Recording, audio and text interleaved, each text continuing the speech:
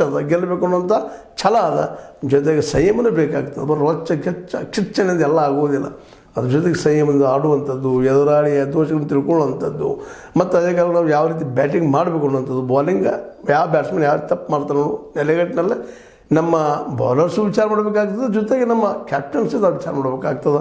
ಆ ದಿಶೆಯಲ್ಲಿ ಕೋಚ್ ಅವರು ಸಹಿತ ಸರಿಯಾಗಿ ಈ ಬಾಲಿಂಗ್ ಮತ್ತು ಬ್ಯಾಟಿಂಗ್ ಕೋಚ್ ಜೊತೆಗೆ ಫೀಲ್ಡಿಂಗ್ ಏನಪ್ಪ ಅಂತಂದ್ರೆ ಒಂದು ಅತಿ ಕಠೋರವಾದ ಪ್ರಾಕ್ಟೀಸ್ ಮಾಡಿಸಿ ಅದನ್ನು ಗೆಲ್ಲಿಸುವಂಥ ಪ್ರಯತ್ನ ಮಾಡಬೇಕಾಗ್ತದೆ. ಇವೆಲ್ಲ ಆದಾಗ ಒಂದು ಗೆಲುವು ಆಗ್ತದೆ.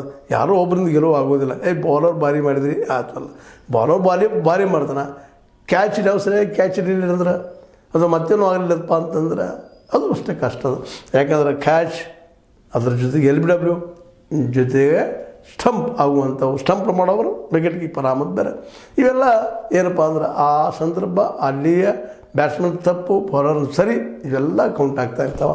ಏನೂ ಆಗಲಿ 2ನೇ ಟೆಸ್ಟ್ನಲ್ಲಿ ನಾವು ಸಹಜವಾಗಿ ಭಾರತೀಯರು ಭಾರತ ಗೆಲ್ಲಿ ಅನ್ನುವಂಥ ಹಾರೈಕೆಯೊಂದಿಗೆ ಅದೇ ಜೊತೆಗೆ ಗಂಭೀರ್ ಅವರು ಇನ್ನಷ್ಟು ಗಂಭೀರವಾಗಿ ಚಿಂತನೆ ಮಾಡಲಿ, ಅದು ಪ್ರೆಷರ್ ಮಾಡಿಕೊಳ್ಳಾರ್ದ ಗಂಭೀರ ಚಿಂತನೆ ಮಾಡಿ ಗೆಲ್ಲುವ ಪ್ರಯತ್ನ ಮಾಡಲಿ. ಮತ್ತು ನಮ್ಮ ಗಿಲ್ ಅವರು, ಶುಭ್ಮನ್ ಗಿಲ್ ಅವರು ಅದರ ಸಹಿತ ಬ್ಯಾಟಿಂಗು ಅವ್ರು ಆಡೋ ಜೊತೆಗೆ ಒಳ್ಳೆಯ ಚಿಂತನೆಯ ಕ್ಯಾಪ್ಟನ್ಶಿಪ್ ಮಾಡಿದರೆ ನಿಶ್ಚಿತವಾಗಿ ಗೆಲ್ಲೋದು ಸಾಧ್ಯವೆಲ್ಲ ಇದ್ದಾವೆ ಅಂತ ಹೇಳ್ತಾ, ಇದು ನಿಮಗೆ ಲೈಕ್ ಆಗಿರ್ಬೋದು. ಲೈಕ್ ಮಾಡಿ, ಶೇರ್ ಮಾಡಿ, ಕಮೆಂಟ್ ಮಾಡಿ, ಜೊತೆಗೆ ಸಬ್ಸ್ಕ್ರೈಬ್ ಮಾಡಿರಿ. H16 ನ್ಯೂಸ್ ಅರ್ಥ ತೇಜಿತಾರಮಿದು ಸತ್ಯದ ಕೈಗಳಲ್ಲಿ ವಂದನೆಗಳು.